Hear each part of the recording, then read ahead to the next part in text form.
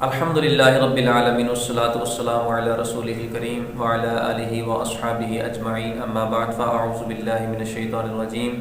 بسم اللہ الرحمن الرحیم۔ ناظرین، آج کی ہماری گفتگو نہایت ہی اہم ہے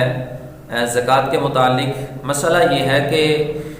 سونا چاندی کی زکوٰۃ کے اندر سونا چاندی ہی دینا بطور زکوٰۃ کے ضروری ہے یا اس کی جگہ ہم بطور زکوٰۃ کے پیسے بھی ادا کر سکتے ہیں،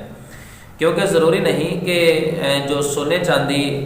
رکھنے والا بندہ ہے وہ سونا چاندی ہی زکوٰۃ کے اندر ادا کرے، کیونکہ عموماً جو کاروباری لوگ ہوتے ہیں، بالخصوص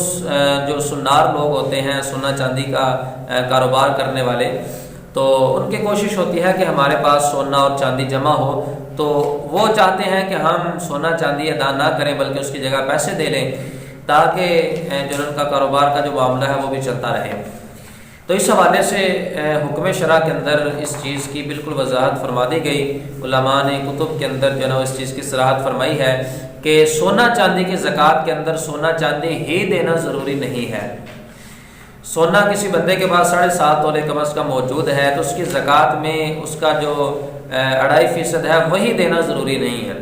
52.5 تولے چاندی جس بندے کے پاس موجود ہے تو اس کی زکوٰۃ کے اندر بطور زکوٰۃ 2.5% چاندی ہی دینا ضروری نہیں ہے، بلکہ اس بندے کے لیے شریعت کی طرف سے یہ رخصت ہے کہ وہ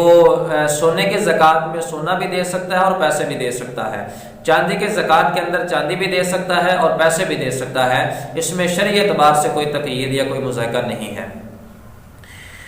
اب یہاں پر علماء نے جو رخصت دی ہے اس کی وجہ کو بھی بیان کیا ہے۔ اس کی وجہ یہ ہے کہ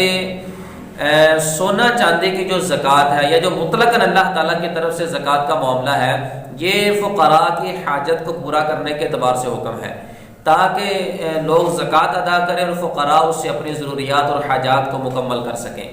اب جس طرح فقیر کی حاجت اور ضرورت سونا چاندی لینے کے ساتھ پوری ہو سکتی ہے، پیسے کی صورت میں اس سے اچھے انداز کے ساتھ اس کی ضرورت پوری ہو سکتی ہے،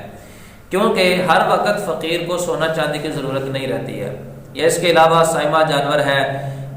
یا مال تجارت کا معاملہ ہے، تو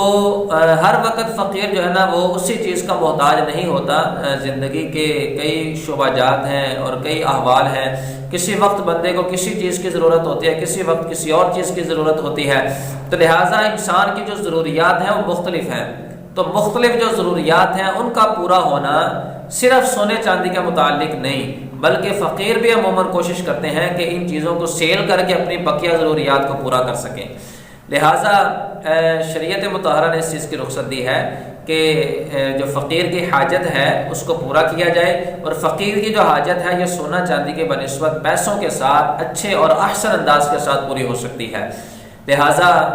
جو مالک نصاب حضرات ہیں، سونے کے مالکان یا چاندی کے مالکان کے زکوٰۃ کے بقیہ شرائط کے ہوتے ہیں ان کے اوپر زکوٰۃ لازم ہو جاتی ہے، تو وہ سونے کو اپنے پاس رکھ کر 2.5% کے حساب سے اس کی جتنی بھی رقم مالیت بنتی ہے وہ پیسے جو ہے نا وہ فقیر کو دے کر اپنی زکوٰۃ ادا کر سکتے ہیں، اور اس طرح ان کی دی ہوئی زکوٰۃ بھی ادا ہو جائے گی۔ اللہ تعالی ہم سب کو شریعت مطہرہ کے مطابق عمل کی توفیق عطا فرمائے، احکام شرع کو توجہ کے ساتھ سننے کی توفیق عطا فرمائے۔